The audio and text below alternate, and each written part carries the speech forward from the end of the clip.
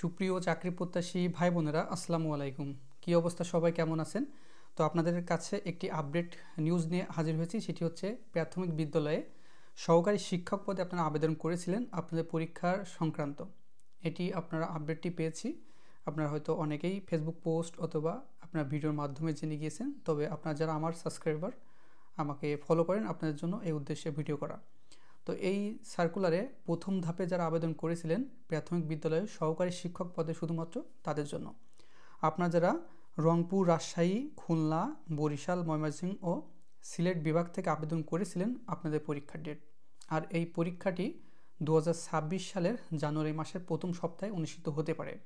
সেজন্য আপনারা এখন থেকে প্রস্তুতি নেবেন, যাতে আপনার পরীক্ষাটা আসলে ভালো রেজাল্ট করতে পারেন। আর অনেকেই মনে প্রশ্ন ছিল যে এই পরীক্ষাটি বিভাগীয় পর্যায়ে হবে না ঢাকাতে পরীক্ষা অনুষ্ঠিত হবে।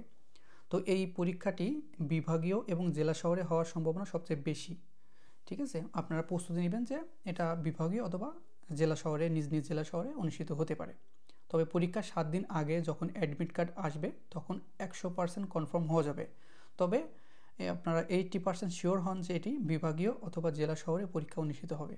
আর খুব দ্রুত কিন্তু পরীক্ষা অনুষ্ঠিত হবে, কারণ নির্বাচনের আগেই এগুলো নিয়োগ কার্যক্রম অনুষ্ঠিত হয়ে যাবে।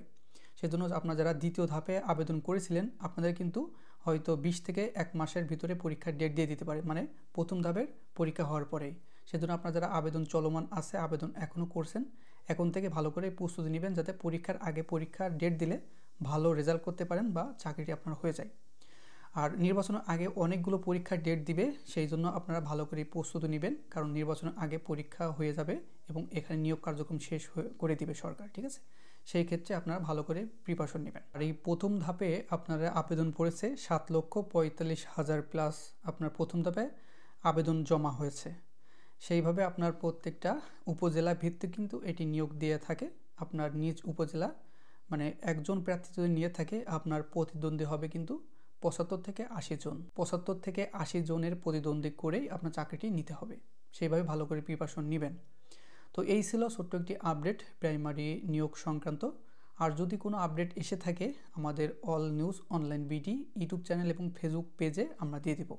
আশা করছি আমাদের ইউটিউব চ্যানেল এবং ফেসবুক পেজে আপনারা ফলো দিয়ে রাখবেন, যাতে পরবর্তী আপডেট আসলে আপনার ফোনে নোটিশ চলে যাবে। তো বন্ধুরা, ভালো থাকবেন, সুস্থ থাকবেন। দেখা হবে নেক্সট আকর্ষণীয় জব সার্কেল এবং শিক্ষামূলক তথ্য নিয়ে।